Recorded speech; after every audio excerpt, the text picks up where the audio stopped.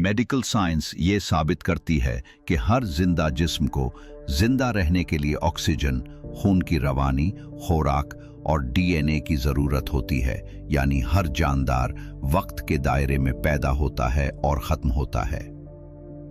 हजरत ईसा अलैहिस्सलाम तकरीबन 2100 साल पहले पैदा हुए, एक महदूद इंसानी जिंदगी गुजारी, खाया, सोए और जिस्मानी देखभाल के मोहताज रहे। अगर वो दोबारा तशरीफ लाते हैं तब भी वो वक्त और हयातियात के दायरे के अंदर ही होंगे। लेकिन जो सच्चा खालिक है वो न खलियात से बना हो सकता है, न पैदा हो सकता है, न बूढ़ा होता है, न उसे ऑक्सीजन या खुराक की जरूरत होती है। क्योंकि अगर ऐसा हो तो वो भी मखलूक का हिस्सा बन जाएगा, खालिक नहीं रहता। जो हस्ती वक्त से पहले भी मौजूद थी और वक्त के बाद भी हमेशा रहेगी, जो कभी महदूद या मोहताज नहीं हुई, वही अल्लाह है। सोचो, क्या कोई ऐसा वजूद जो रहम मादर में पैदा हुआ हो, वक्त और जिस्मानी निज़ामों का पाबंद हो, वाकई हमेशा से कायम रहने वाला खालिक हो सकता है?